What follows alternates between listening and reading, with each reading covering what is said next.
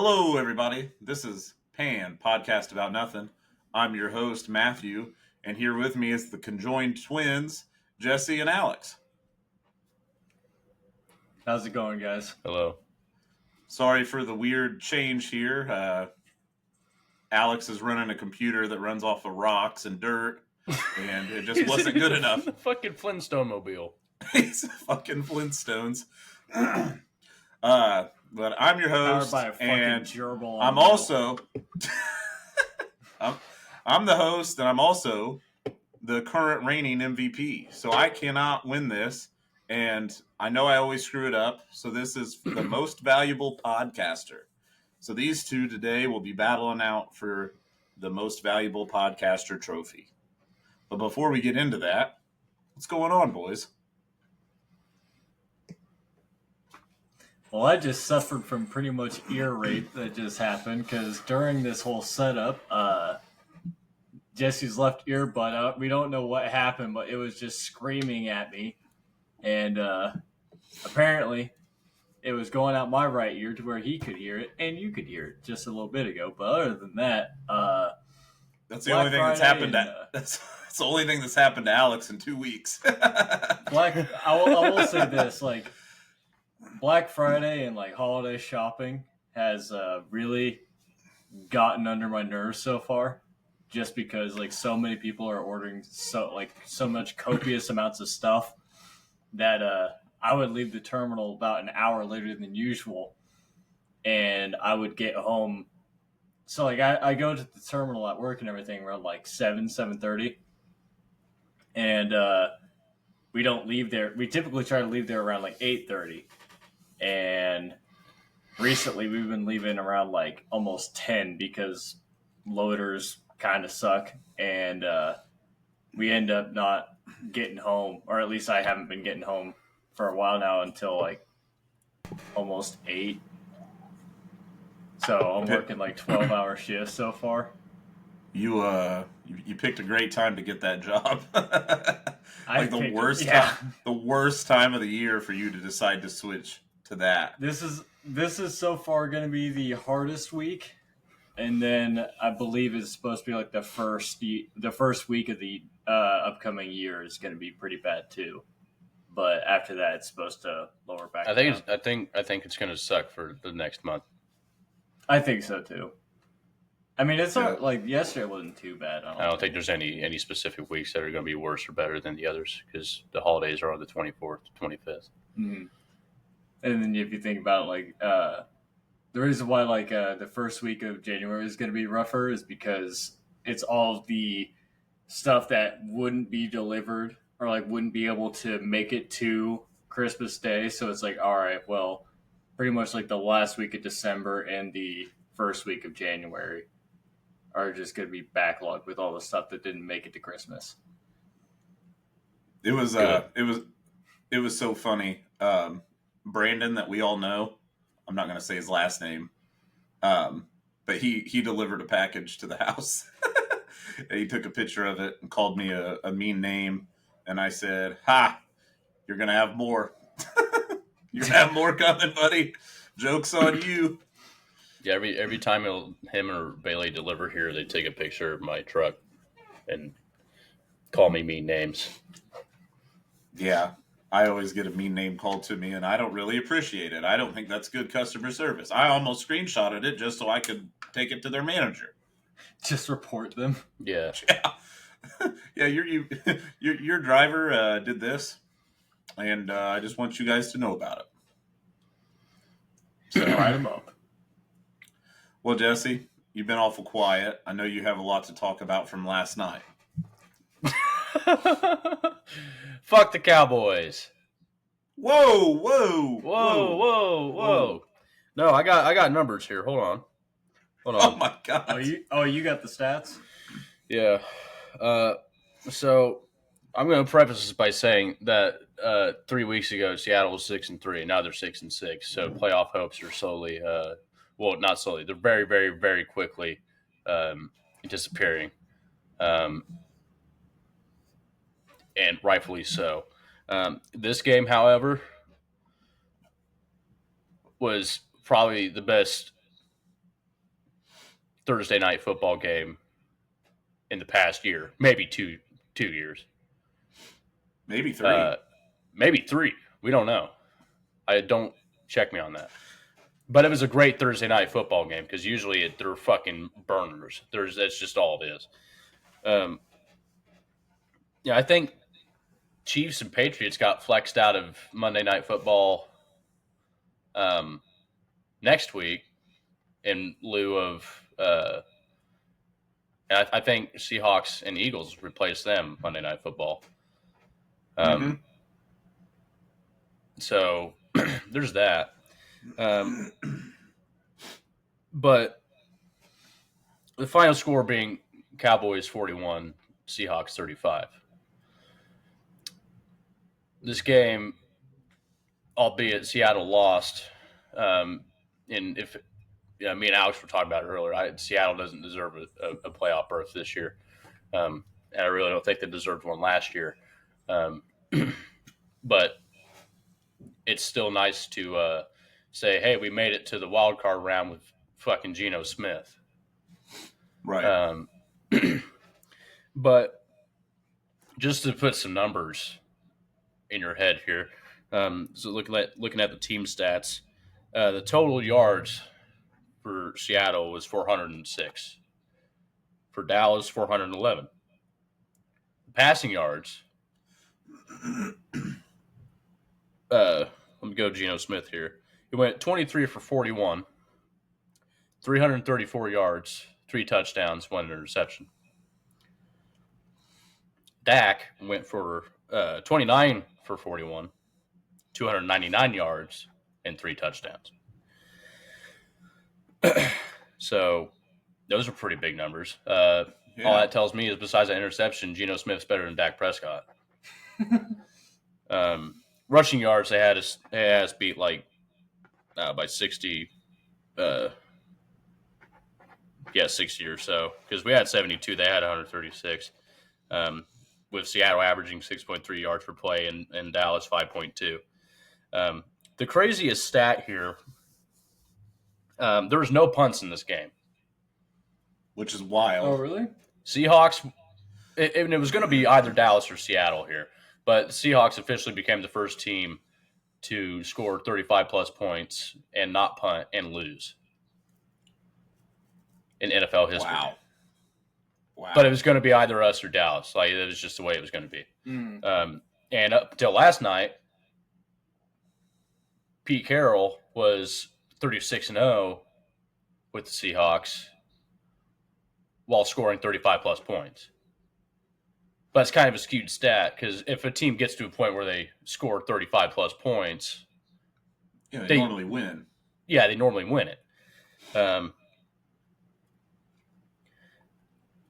But the craziest part here, besides the punts, was the fact that there was 260 yards of penalties between both teams. So Seattle had 10 for 130 and Dallas 9 for 127. That was fucked. The whole field for at least 85% of the game was nothing but yellow. There was no green. There was no blue. There was no silver. It was all yellow. Because it was any player took a breath, there was a flag thrown. Ridiculous. Right. And there's a lot of woes when getting in the red zone because Seattle and the red zone have not been buddies this year. I think they were like 18th in red zone efficiency this year, which not last, but definitely for a playoff contending team, not at all where they should be. But like I said, no punts, and pretty much every time Seattle or Dallas had the ball, they were getting a touchdown or a field goal. And there were so many. I think there were 6 or 7 fourth down conversions in that game. So yeah, I mean, all around. It was a great game. I'm not even mad that Seattle lost. It just sucks that it's in the middle of a gauntlet with all these teams.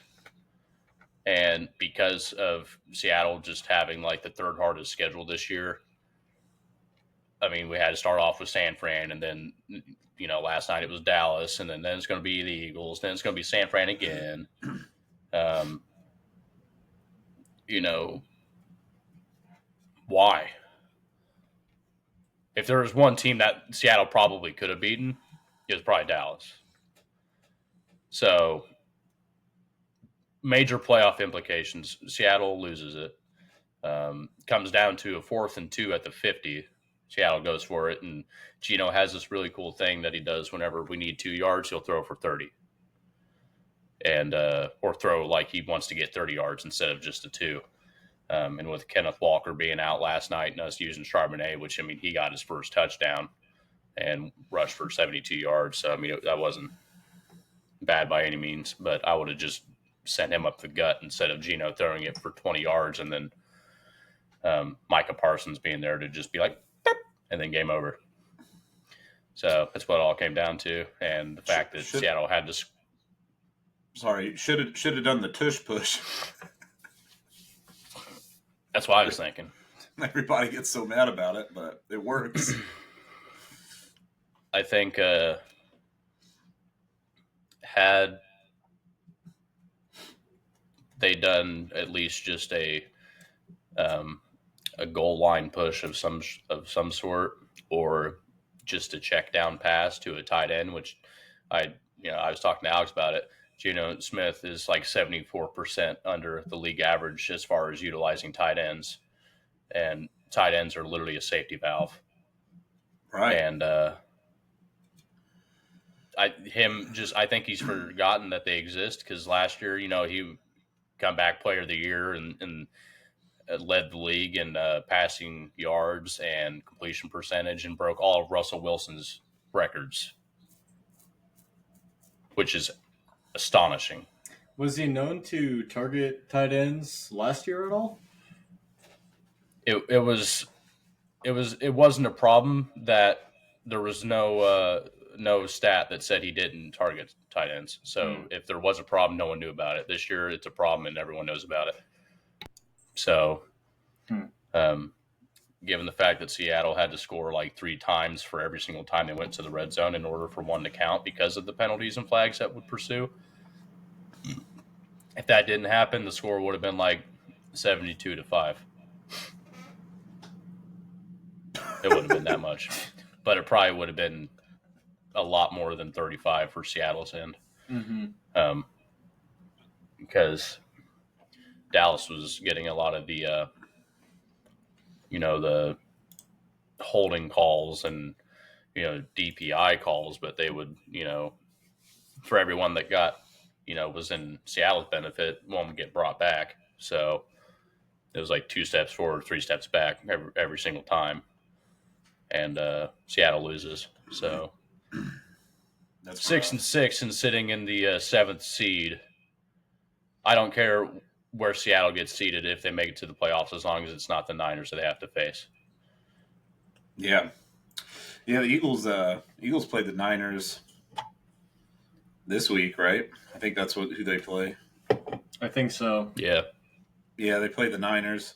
And you know what's wild to me is the Eagles are the first team to have 10 wins, because they're 10-1 right now. They're the first team with that good of a record to be the underdogs at home. It's literally the spread is like -3. The Eagles are predicted to lose the game against the Niners, and they're 10-1 at home.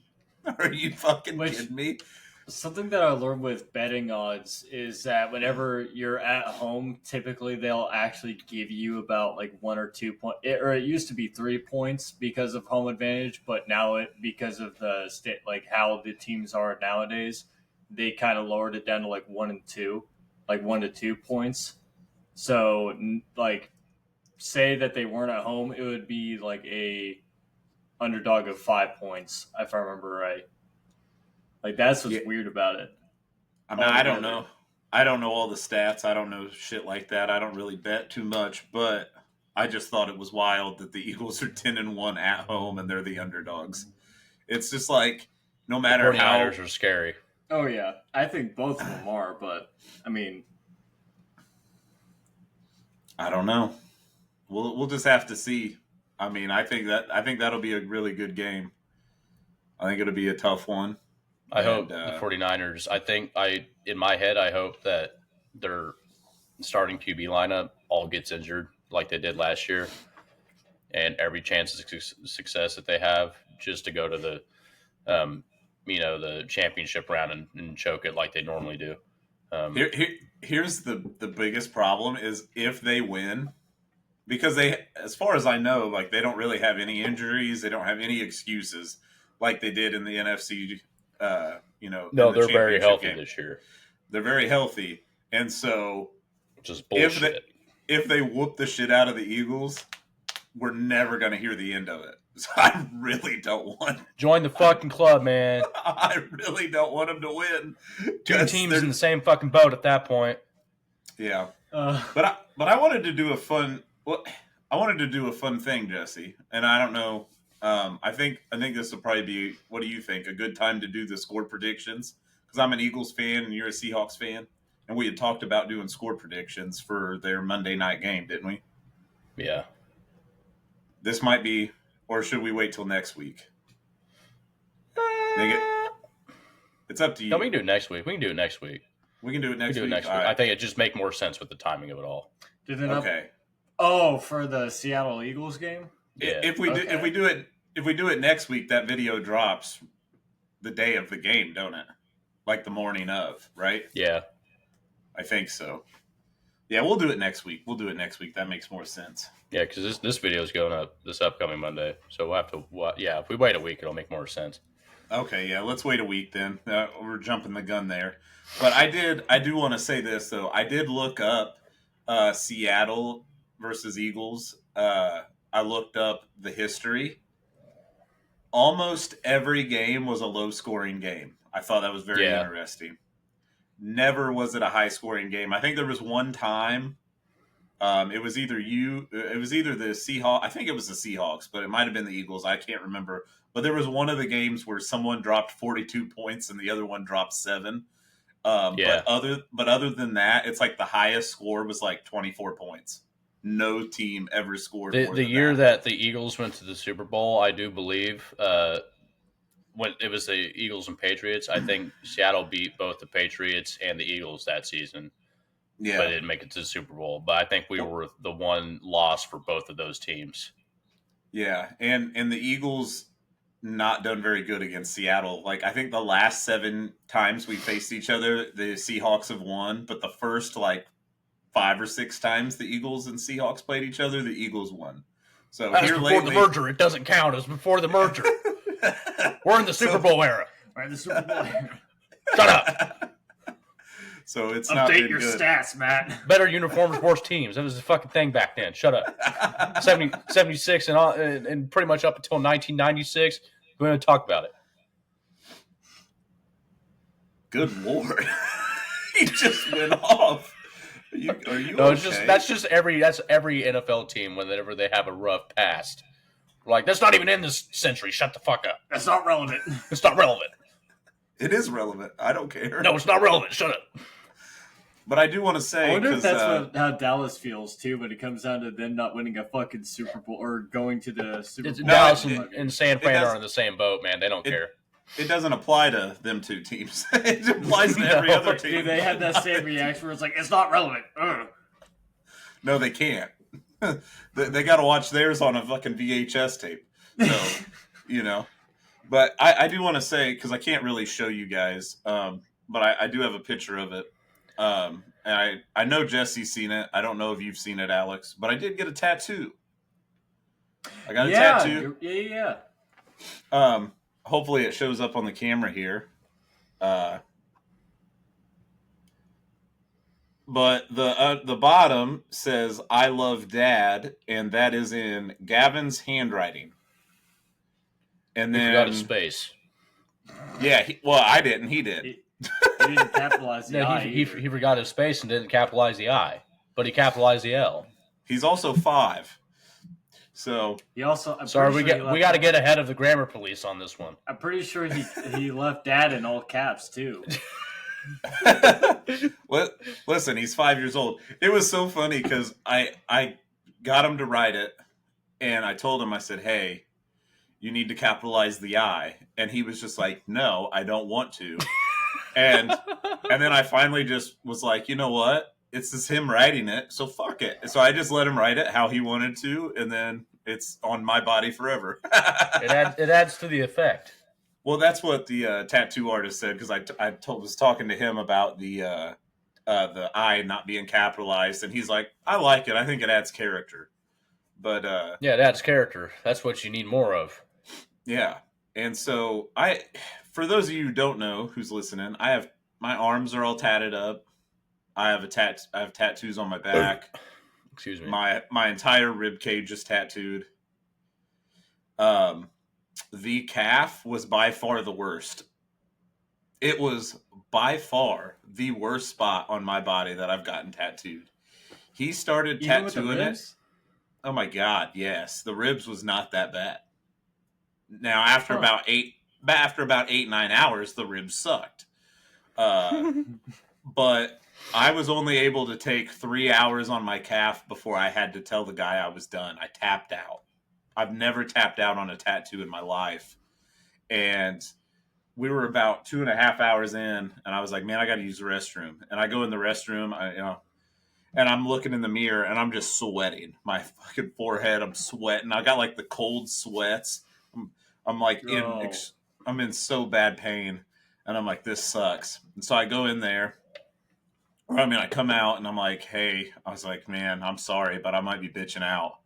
And he's like, okay. And I'm like, well, I said, how much longer to finish the whole tattoo? And he's like, well, it would take about 2 hours.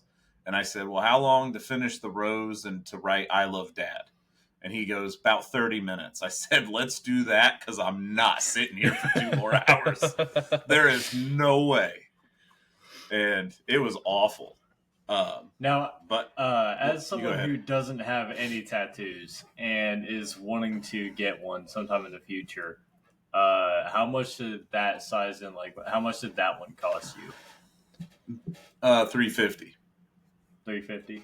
But I gave like $400, because you normally tip the tattoo artist when you get a tattoo. I mean, you don't have to tip them, but I don't know, it's weird. I've actually had conversations with the tattoo artists, and they say they don't get offended if they don't get tips at all. They understand, because they're already expensive to get. But a lot of people raise hell if you don't tip the tattoo artist. So, if you're already spending $350 on a tattoo, you might what's another $50 at that point? Right. But it just depends where you go, because everyone's different. Some people charge by the piece. Some people charge by the hour. Generally speaking, depending on how good the tattoo artist is, it's about $150 an hour. Sometimes it's $100 an hour, anywhere between $100 $150. Some people might be more if they're like stupid good, and like famous and shit. But I mean, most of the time it's between the 100 and 150 an hour range. But yeah, they hurt. And they don't normally hurt like the second it starts, but about 30 minutes to an hour in is rough. Because, I mean, after that long, all that skin is just, basically inflamed. And, it's basically turning into scar tissue at that point. Because, I mean, it's just not good for your skin. getting a needle poked in. I know my skin's inflamed and it's hot, but I need to keep stabbing it with ink. Yeah. I love it. I love tattoos. It's addicting. It's such an addicting process, because once you get one, you're just, at that point, you get addicted to it. It just almost everybody does. And then you want more. Now, I know Jesse will never get any because he's got eczema. He's not allowed to get any.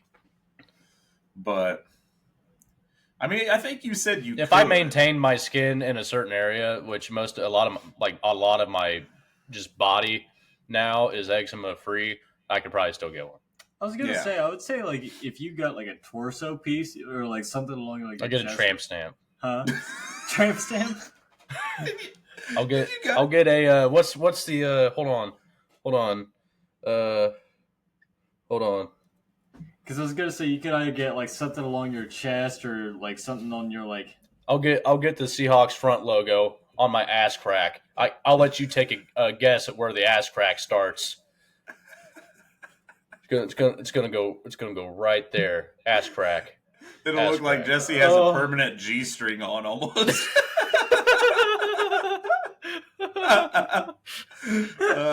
Somebody, Birds. if your shirt's raised up a little bit and your pants are a little low, it'll look like you got a G-string on. It'll be from the beak. You imagine if it wasn't that, it was just the eyes of the fucking Seahawks peeking over, like that would be even better. What you got down there? What is that down there? If you get that, I will go half and half with you. I will pay half the fucking bill. That would be. I think you need to buy a laptop first, so you can record on your own before you spend half on a tramp. I just need a processor. I I believe. Well, that would be content. I'm here for it. Actually, I'm here for it. I'll go in on it too with you. We'll split it in thirds. There we go. We'll start our P.A.N vlogging channel. Yeah, and that'll be the first video. Jesse's Seahawks tramp stamp adventure. There we go. Set up a GoFundMe. Yeah, set up a GoFundMe for my eczema-ridden body getting a tattoo. You know what? This is enough talking about Jesse getting a tramp stamp. I'm sick of it. I'm tired of it. I want to get this video started. I want to see who the most valuable podcaster is going to be. And so today's topic, boys, is going to be scary moments that's happened in your guys' lives. I'm sure Jesse will have a better way of saying it for a title, but I was scared shitless and now I'm an adult. Yeah. Well, it doesn't have to. It could be something you guys were scared of when you were an adult, something that was scary happened when you were a kid. I don't get scared nowadays. Oh, I forgot. Jesse don't get scared of nothing. I'm not scared of nothing. Phobias was really hard for me because I'm not scared of nothing. Except for everything he's allergic to, which the list goes on and on and on. Yeah, tattoo ink. I'm scared of trees and grass. Yeah, grass. Give me a break. Cats. Somewhat cats. Cats are a little scary. I'm scared of cats from the moment the scary moments I've had in my life from cats. But I got a good starter story for a scary moment. It was when I was a child. I was probably I think I was 5th grade. And I went and stayed the night at a friend's house. And it was a friend that there was kind of a falling out. I hadn't talked to him for a while, and then I think we ran into each other, and he invited me to his birthday party, and it was one of the birthday parties where you go over there, you hang out for the evening, and then you stay the night. And so I'm over there, and he had 4 other friends with him, which he was a year younger than me, so I don't think I even knew any of them. But, when you're that age, you just make friends pretty easily. And, we were all getting along. And we all had a really good time. And then it was nighttime. And I think we played some video games. We were just shooting the shit and whatever. And we were all in the living room. And so we're all going to bed. I think the TV might have been on real low just for a little bit of sound or whatever.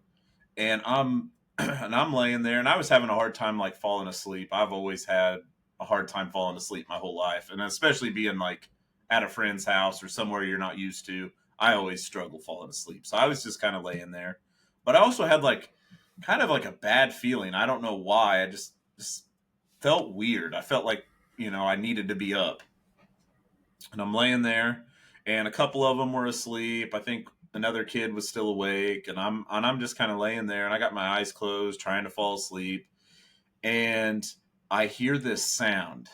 And when you hear this type of sound, I don't know what else it could have ever been, but it sounded like a doorknob turning.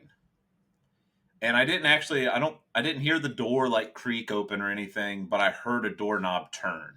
And it's a really just distinct sound. It's just something you can't get confused with. And I remember when I heard it, I was like just sleeping like this, and I was like, what the fuck was that? I heard a doorknob, and I'm like looking around, and where I was laying, you could see into the kitchen, and then into the dining room area, and then there was a wall. It used to be a 2-car garage that they had converted into a daycare, and it was just like an opening. It wasn't like a doorway or nothing, but there was just an opening into the daycare, and it was probably a 5-6 foot opening. It was just a big, they cut out the wall for it, and that's where I heard the doorknob open, and they had a side door over there because it used to be a garage. They had like a side door to get in the garage, and on that side door it's just fields. There's no houses, there's no nothing. So really be like a perfect spot for someone to try to get into a house. So I remember it really freaked me out, and I woke everybody up, which I was the oldest one there by like a year, and they probably all thought I was nuts because I didn't really know half the kids. I just knew the guy that, I was friends with, that it was his birthday. And I'm like, guys, like someone's in the house. I heard the doorknob. I heard the door. I'm like freaking out. And they're like, dude, you're fucking nuts. Well, we kind of heard a few noises coming from the daycare. And so we went to try to go check it out, and we started walking in there, and then we like heard like a really distinct noise, like something got knocked over, like a toy or something, like somebody was walking in there and knocked a toy over.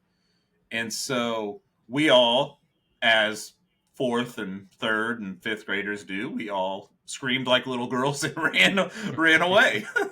So we're screaming at the top of our lungs, basically, run down the hallway, and we woke his parents up. And we're like, somebody's in the fucking house. Like, you need to go check. We're scared to death. And he's probably thinking, which I get it too. I'd probably think the same thing. He was just like, whatever, I'll go check it out. And so he gets up and he's like, wiping his eyes. And you could tell he just didn't believe us because he probably just thought our imaginations were running wild. We're just freaking out over nothing. So he doesn't even actually walk into the daycare. He walks up to the doorway, pokes his head around, which it's pitch black, mind you, in there. He doesn't even turn the light on, and he doesn't see anything. And so he just turns around and he goes, nobody's in there. And you guys are freaking out. You guys need to just relax. And he goes back to bed. Well, at this point, we're all freaked out because they heard some shit in there too. So now they're all like, okay, there's definitely somebody in the house. Now, whoever was in the house could have left while we screamed. We weren't for sure. So at this point, I can't sleep and nobody else can. We're all freaking out. So we go in his bedroom, and very swiftly we get weapons. Okay. For whatever reason, since I was the oldest, I guess I got put in being in front of the line. So everybody's got stupid ass weapons. I'm holding a hockey stick at this point. I got a fucking hockey stick. And we're all in like a big conga line, and everyone's like grabbing each other's shirt, like we're all just like walking real slow. And I'm like, you motherfuckers, you guys better be right behind me. So like they're holding my shirt. We're walking in there. And I got a hockey stick, and I'm scared to death because like I don't know if there's somebody in there or not. Now I'm freaking out. His dad and parents weren't believing us that somebody was in the house. We're all scared to death, and so I take the hockey stick, and the room's dark as hell, and I put the hockey stick into the room, and when I do that, whoever was in there threw something against the wall, and all of a sudden I seen like a flash of a toy. It hits the wall, makes this huge loud sound. We all scream, run, wake his dad up. When this happens, whoever was in there left, because we wake his dad up. At this point, his dad goes in there. I think his dad actually walked in there, said there's nobody in there. We're all scared to death. we all finally we all ended up piling in his room. We're all just like sleeping on the trying to sleep. I couldn't sleep. I was up the rest of the night just basically staring at the doorway, thinking someone's going to turn the corner, freaking the fuck out. But his dad did go in there, I think, at that point, looked, and nobody was in the house. So we felt a little bit better. Well, at that point, his parents still didn't believe us. They just thought we were being stupid. Um, a few days later, his dad found a bag of meth in the daycare on the ground. So whoever was in there dropped a bag of drugs and they found it. And so at that point, he knew someone was actually in there. So we were super scared, and we had every reason to be scared because there was some sort of crackhead in the daycare when we were, 10 years old, 9 years old, and was probably one of the most scariest moments in my life. Being that old and not knowing. Yeah, because it doesn't seem like something like it. Very. It's a very simple situation.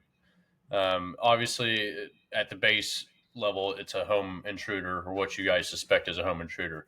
Couple Right. that with the fact that you guys are a bunch of little boys. It's Right. dark. It's sleeping time, because that's how when you'd have sleepovers is little groups of boys would there's the parents would come in, make sure you guys are all settled down and in bed, and shit's still stirring in the night. That's already not a good sign because the parents are asleep, Right. and that you guys are all in the same room. So you couple that with the fact that it's dark, it's late, you're hearing stuff, and hearing the distinct sound of a doorknob is Yeah. never good, especially if everyone's accounted for. Right. So, Absolutely. as if I was your age, I would have done pissed and shat myself right there on the spot and ran. Yeah. Every time we tried, because we did 2 different times. The first time, nobody really believed me. I was the only one that was freaking out because I was the only one that heard the doorknob. But when we went to go in there and we heard something get knocked over, that was when all of them was like, okay, there's somebody in here. And then they all started freaking out. But the problem was the whole time his parents are asleep. So when we wake him up, he thinks we're just a bunch of crazy little kids freaking out over nothing. Maybe a toy fell because that happens. Gavin has a toy box. Shit'll fall, get knocked over just randomly. It just happens. There's a lot of toys in the daycare. He probably thought we're crazy. We heard something, and it's nothing. And but like I talked to you, Jesse, at work about that story a little bit, and I remember you saying like that's probably the bet. Well, the way the outcome went was probably the best way because Yeah. had we fully went in there and been face to face with a home intruder, who knows what would have happened. Also, had his dad took us very seriously at first and went in there the first time fully and actually checked out the situation, who knows what would have happened. So the way it played out was probably the best way that it could have played out, but was definitely one of Yeah. the most scariest moments in my life. And I'm just thinking now as an adult, if I was sleeping and heard a doorknob open and heard a door open, I can only imagine how scared I'd be now at 28 years old Right. if I heard someone walk in the house. I can't even put into words how scared I was at 10 years old. I would say that, like, growing up especially, I was I was always like a lighter sleeper, and so my mom, all throughout whenever we were growing up, my mom would at random points in the night, like if she woke up from a bad dream, whatever, she would check our room, like she would open the door and Yeah. peek inside, see if we're all in bed, stuff like that. So I would always wake up to that sound of a doorknob turning. That was just always like the easiest thing to wear. Like I heard it, like with a snap of fingers, I was awake immediately.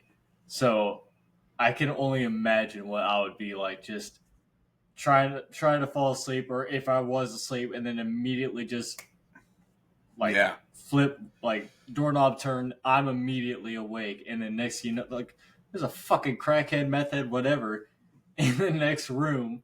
Yeah. And God, that is just fucking horrifying. It was definitely terrifying. But that's enough with that story. What do you guys got?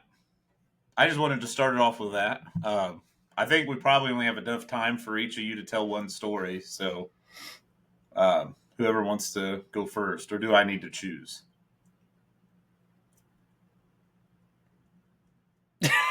All right, this is what we're gonna do. I got you guys. Play rock, paper, scissors.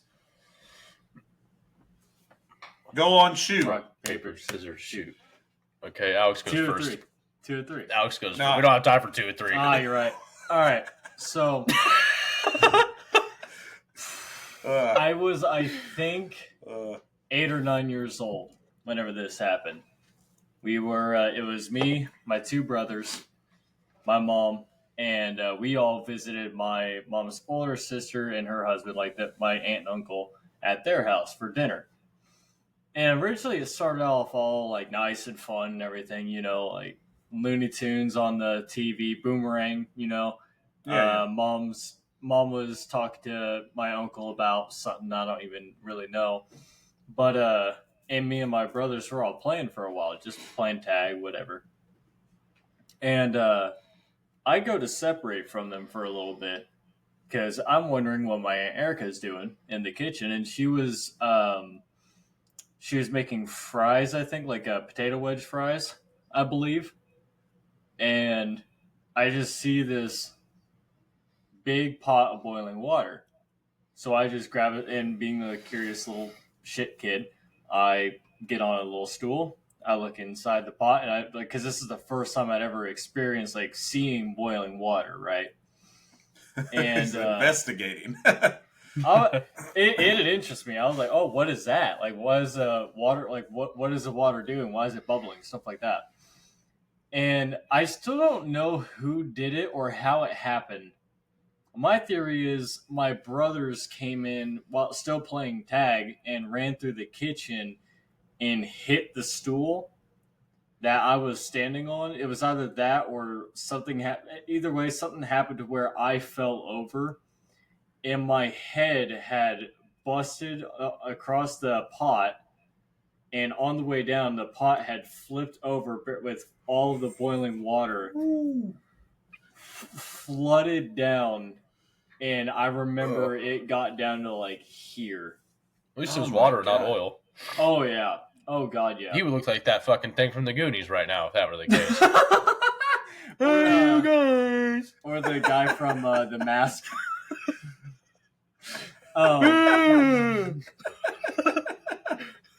This man a fucking Babe Ruth, bro. He fucking... Oh my God. Superman t-shirt and everything. I love that movie. I'm sorry. He straight up, he'd be fucking... He had melted face, fucking looking lopsided. Oh, God, it was...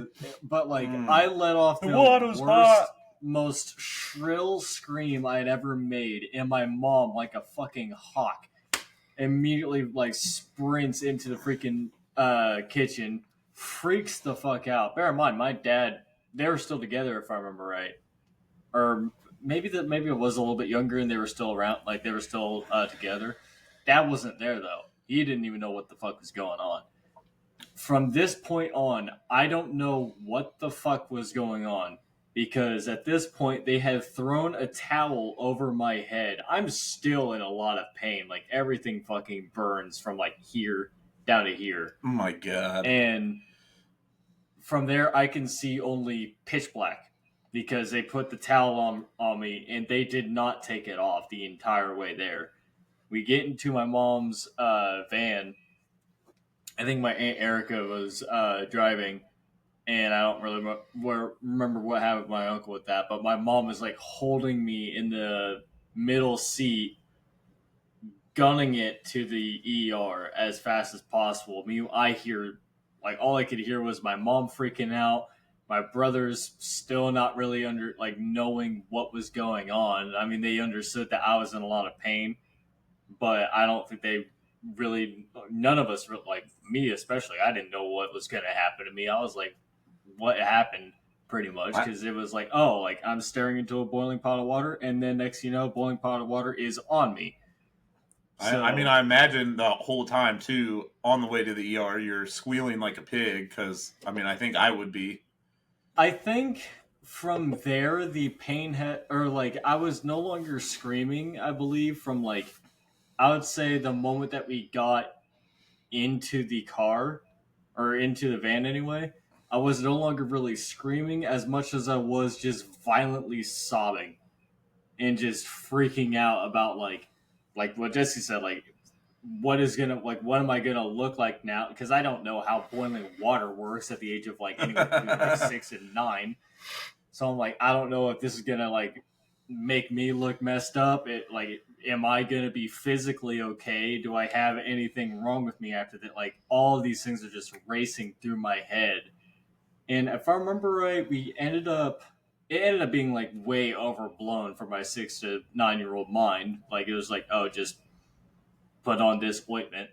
Yeah, because with water, it's literally just third-degree burns if it's boiling water. That's why I'm saying if it was oil, yeah, or literally any other substance in there, then you're fucked. Yeah, because I mean, and especially if it with that coil or the oil when it gets ultra cooled after it gets out of the pan and onto your skin, because the pan heat and your skin heat are two different things. So when it gets rapidly cooled by your skin, it starts just melting to everything. That's when you start. I mean, you might come out on top with eczema. That's not a road you want to go down. Yeah, well, Jesse gave eczema to a guy at work once. Yeah. Wait, what? Fuck around and find out. Oh, yeah, fuck. Just you have the ability to cast eczema on people? Yeah, apparently. This other we were talking about hand sizes, and I have very, very, very small man hands, and me and Matt, we'll talk about it after we record. But someone we all know that also works with Matt was doing what he does, and he also has very small hands. And I came over one night, and they're like, "Ooh, compare hands. Who's got small hands?" So we touched hands, and like this, like that right there. And from the work that he does, it was found that later on he got dermatitis on his hands, and that was not too long after we had done that. So then they're just like, it was always the joke. The second he found out that he had dermatitis or whatever in his hand, and we talked about it just a week ago. Yeah, and he's in his 30s, but just the work that he does, it flared it up and caused it. But it was like it's very, very odd timing. It was odd timing because it was like a month after that they touched hands to compare hand sizes, and so I just always the dermatitis. I always made the joke that he passed it to him. I guess just be glad your dad wasn't there, because most dads, especially like our dad's generation, they'd have just said rub some dirt on it, be a man. Oh no, my dad, if he had seen that had happened, he would have probably freaked the fuck out on at least 3 people. Like, he would have been like, why the fuck did you let my son get near a boiling pot of water? You look at my uncle, be like, why the fuck weren't you, like, pretty much like look at the adults, be like, why the fuck weren't you watching him? And look at my brothers and be screaming at them like, why the fuck did you run into the stool? Like, why are you playing tag in the kitchen? Like, what the fuck is wrong with you guys? Had to take your aunt and uncle to the hospital because he had just knocked them out. And that's the thing. My dad was like 6'4", like 300 some pounds back then. Like, he was a truck of a man, and he could have he was scared. Anytime that he raised his voice in general was fucking intimidating. Don't want to get on his bad side. Well, Jesse, what was he? Go ahead. Oh, you go ahead. No, I was just going to have Jesse move on. Are you done with your story? Yeah. Okay. I was just going to tell like a stupid story, but we don't need to get into it. Okay. Jesse, do you want to start yours? No. All right, well then fine. No, I'm just kidding. All right, Alex wins. No, please. All right. Oh, okay. So I had a variety of different stories going through my head, and Matt, I talked to you about it. Uh, I have a very similar story, or I had one at least, that involved a home intruder. But I'll save that. I'll keep that in my back pocket for another time, because I just, as I was sitting here, I recollected on a memory of a really really just fucked incident.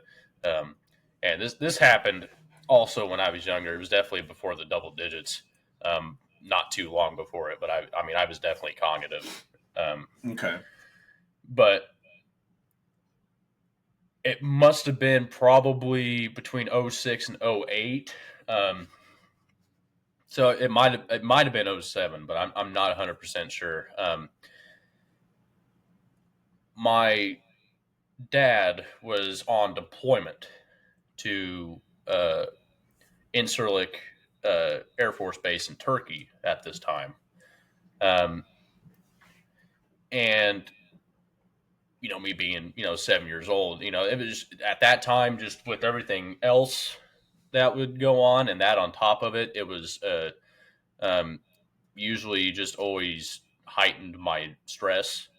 Because obviously, one of my birth givers is you know, hundreds of miles away. Um, but usually during these times, me and my brother Cody and my mom, we'd all sleep in my parents' bedroom downstairs, um, just usually for the purpose of like, well, uh, dad's not here, so we'll just for added security and comfort, just lay in the same bed, I guess. And I was small enough, we were young enough that you know queen king size bed, and my mom, it was like a mom and her kids, we could fit in there easily. um, but with it being an old French style farmhouse, probably from 17 1800s, old as dirt. um, it was always easy, at least for me as a kid, to just get off feelings while either in the house or at certain times, or um hold on. She's going. That was Krista. I'm sorry. Oh, um you're right.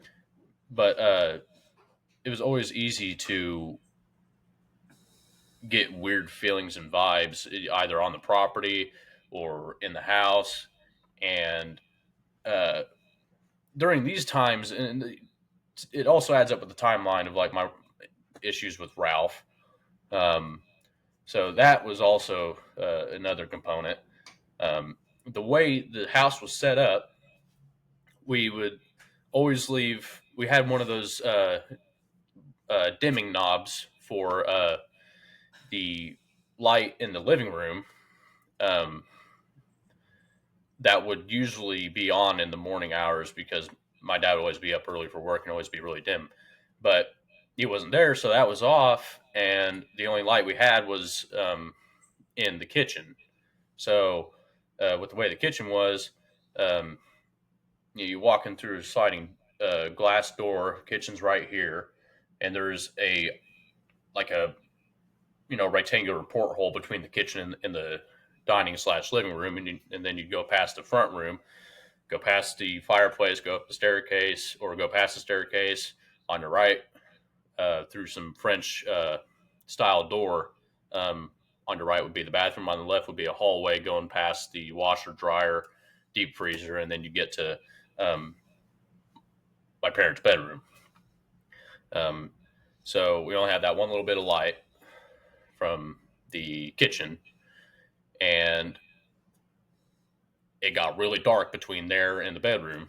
But you had just enough light that you could make out the hallway and where the bathroom was, and the hallway coming to the bedroom. Um, and where I was laying was on the um, right side of the bed, and then it was Cody, and then my mom. Uh, so where I was, there was a big old French style window.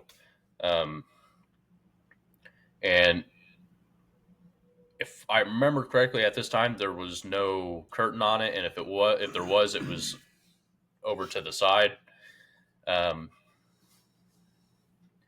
but every time we would be in those situations where I'd be sleeping, we'd all be sleeping in that bedroom. I just couldn't sleep. Um, and it wasn't that the bed was uncomfortable. It wasn't that I was uncomfortable. There was three of us in the bed, but it's not like we were, hogging up room or anything. Um, but I just always had struggles sleeping there.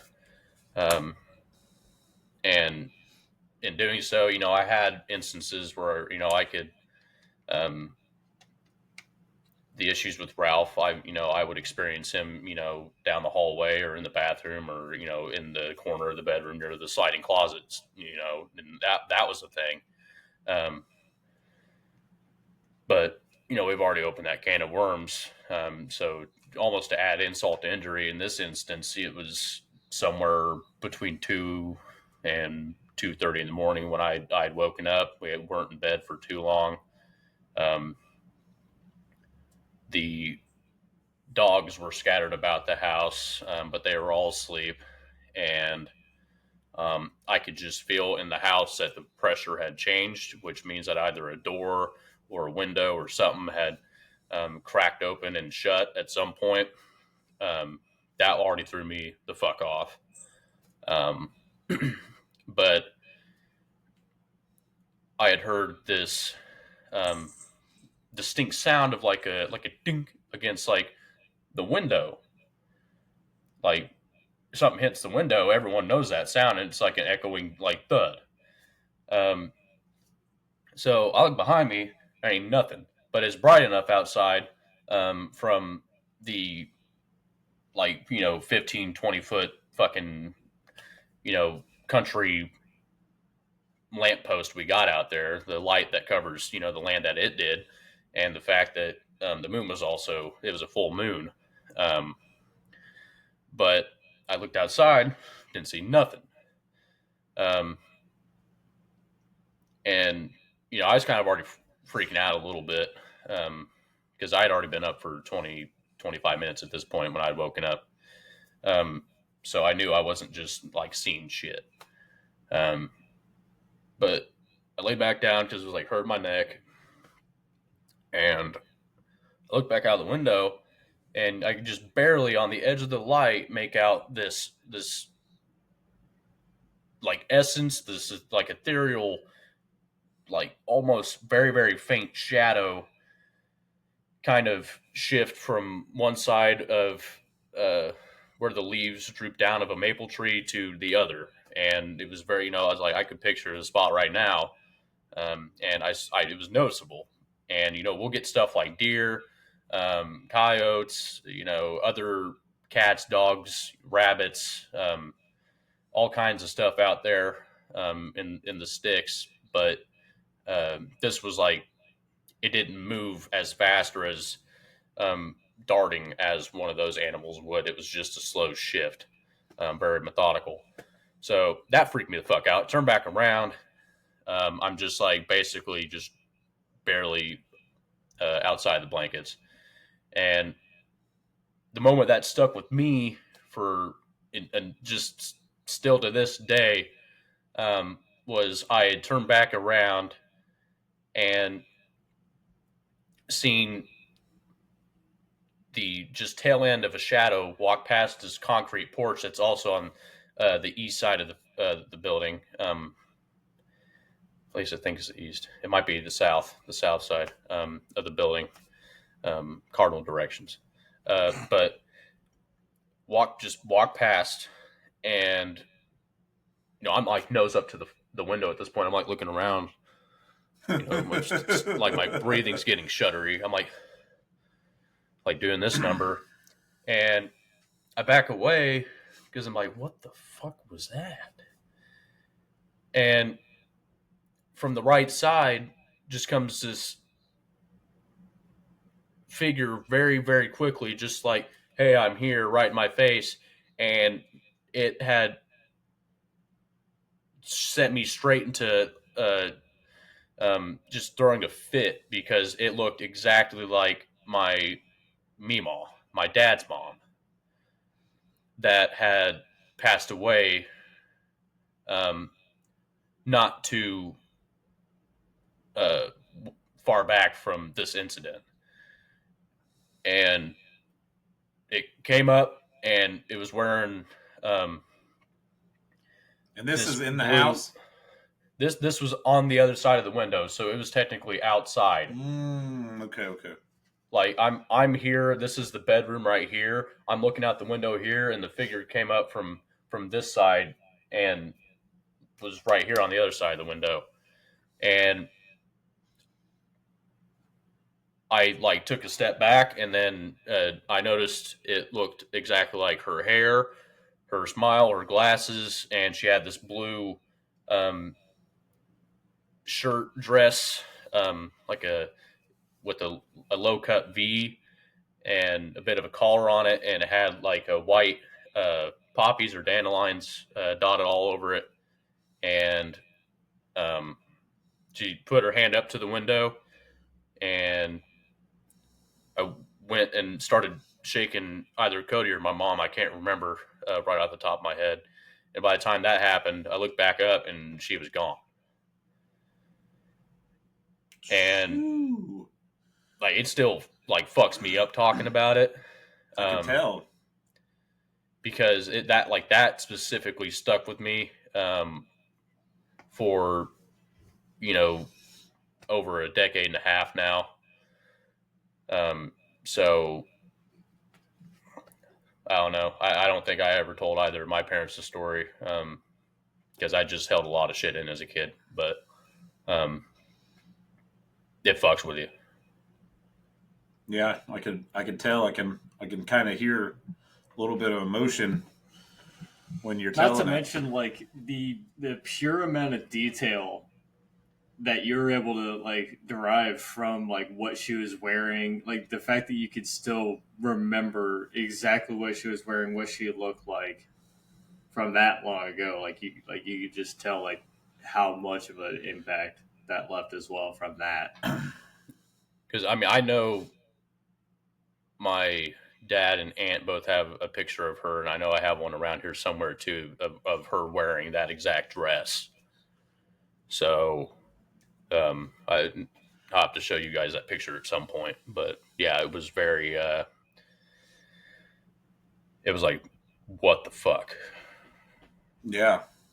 Because I'm pretty Wow. sure she passed in 05, 04, 05. I can't exactly remember off the top of my head right now.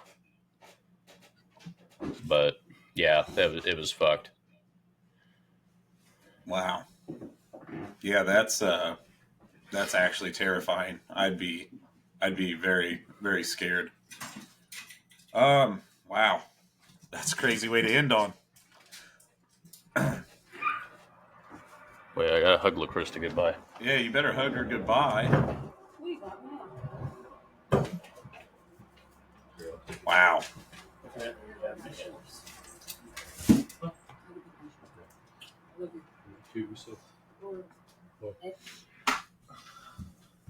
Sorry, I didn't want to piss her off there. No, you I should forgot tell. she had work this morning. Well, you always should tell people bye and you love them. That's a good thing to do. Yeah, I forgot to Because do you just that never know. today. No, you just never know. Let's always be on the safe side. Wow. Well, now it's time I hate to do that. I mean, it just like do that fucking talking about that man gets me fucking my voice shaky and shit. Did you I ever can figure out tell. what was the other thing that moved around? Like when it was moving around, it looked like almost like a dress was flowing as a woman was walking. Yeah, I mean, and it was just it stuck with me so much because I knew I was awake, I knew I was coherent, I knew I was not hallucinating anything. Because I mean, this very instance, there was nothing off feeling. I had just woken up. I couldn't sleep very well. I was pinpointing my vision down the hallway. Couldn't make out anything. I didn't, there was nothing in fucking with my psyche. I was just looking out the window because I heard that thud, and right.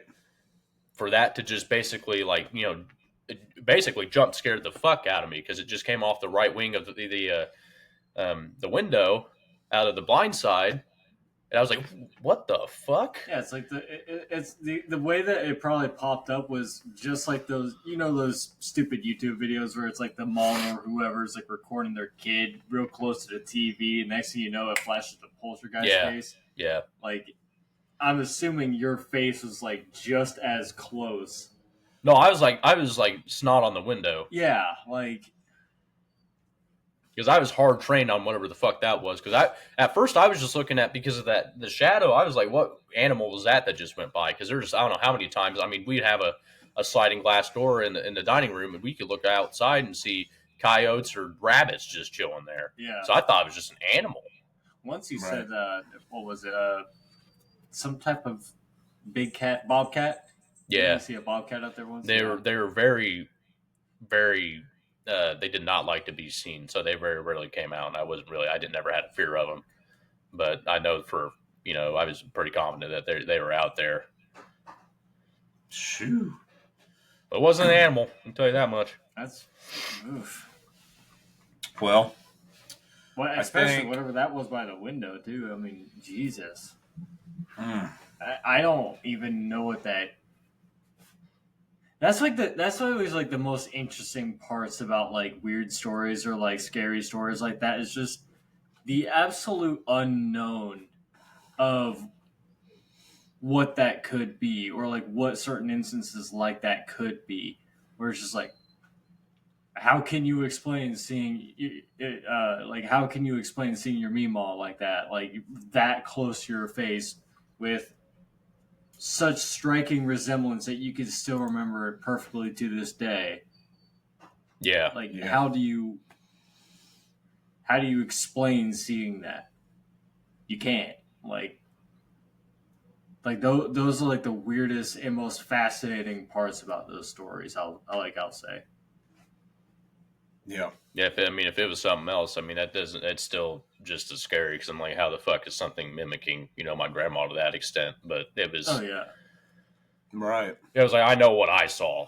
So that's all I can speak on. But I mean, I know you were scared in the moment. Did you feel like whatever it was like almost felt evil, or were you just scared? Just I didn't because... feel any like maliciousness. Like it Yeah. didn't feel negative. It was just a matter of why'd you scare the fuck out of me? Because that is, I don't, whatever it was, if it was my Meemaw or if it was an apparition of some sort, I don't think its intent was to scare me, but it was definitely wandering around and then just so happened to have noticed I was peeking and decided to, be like, hello, and scare the fuck out of me. Was she? I mean, I know you were 5. I think from the way you told it, you were 5 when she passed away, so you probably don't remember too much. But was she known as a jokester?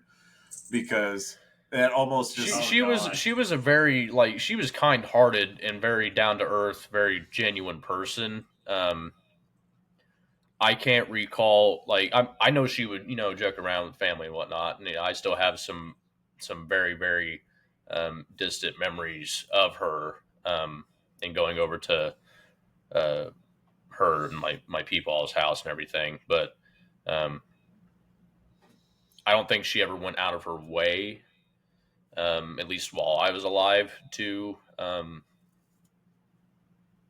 mess with people like that.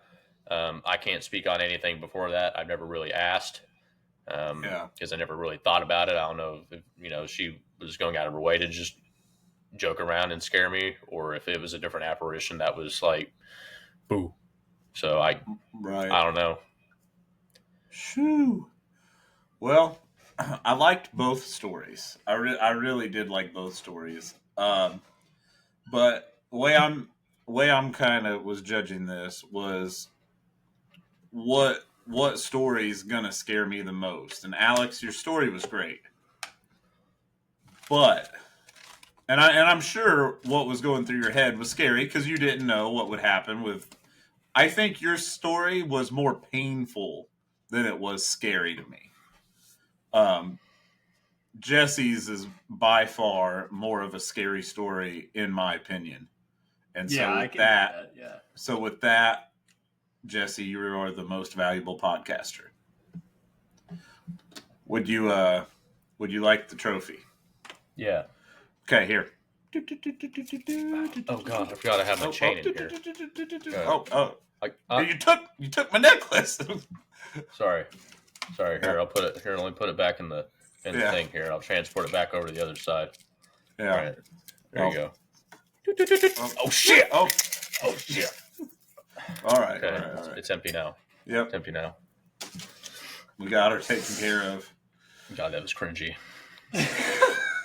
I feel like every sorry. time we do, I think every time we do the stupid MVP changeover, it's always cringy.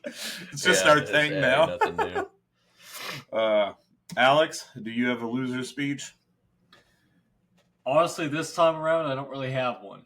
All I can really say is congratulations, Jesse. You had by far the more scary, frightening story than I did. Mine was more suffering and pain rather than fear.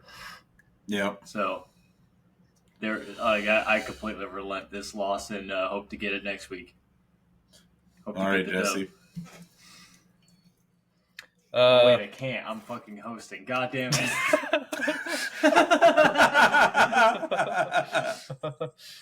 Well, if we record 2, you'll have a chance. Yeah, I might have a chance. I wouldn't hold my breath, so.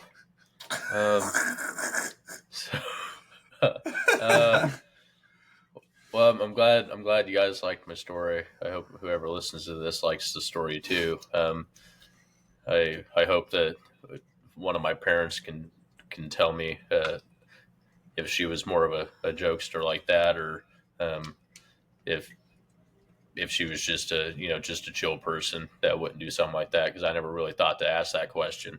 But I figured I didn't want to. I was trying my best not to negatively impact the vibe of this episode, but it was just like that's like something that stuck with me very, very graphically and emotionally up until this day. And I don't get too emotional about fuck all, but that's recalling that and recounting that. I really try not to, because every time I have, it's like it affects me the same way as it did 10 years ago, plus 10 years ago. So I'm glad you guys liked it. I'm honored to have achieved MVP status for this episode. And thanks for listening to me. Yep, it was a pleasure. I think this podcast has not only been fun to do, but it's also been our little free therapy sessions. I think sometimes I think it's been. Well, it has cost us money. It's not. I guess it's not totally free, but therapy costs money, though. So to put it in perspective, I'm gonna have to get a new processor, so that's even more money into the fucking at this point, I would just worry about a new laptop in general. Oh gosh, but yeah, I think it was a good one. I think both stories were good. I liked all 3 stories. But I guess I'm a little biased on my story. But yeah, I think it was good, great stories by both of you. If this was about pain, Alex would have definitely won, because that sounds very painful. I've had 3rd-degree burns a few times, not all over my body, so I can only imagine how painful that would have been. We actually covered all the bases, because Alex had the physical pain, you had the real world pain of fear, or real world experience fear, and I had paranormal. Yeah, we touched all the bases there. So, for everybody, check out our TikToks. Everything's under P.A.N. Podcast About Nothing. Don't forget the periods. It's an acronym, not a word. Yeah. Period. A. Period. N. Period. And check us out on Spotify. Check us out on YouTube. And we upload all these to Spotify. We upload them all to YouTube. Spotify's first, so you want earlier access to them, check us out on Spotify. They come out every Monday. And TikTok's coming out. and we try to highlight the funny moments. We're finally caught up on TikTok, so now I'm going to start posting daily. I kind of slacked off on it to attempt to make all the TikToks with the help of Alex, and we got that done. So now we're going to start uploading daily. As we now have a library of TikToks, and we like to thank everybody for watching and listening. And with that, pan out. Pan And out. out.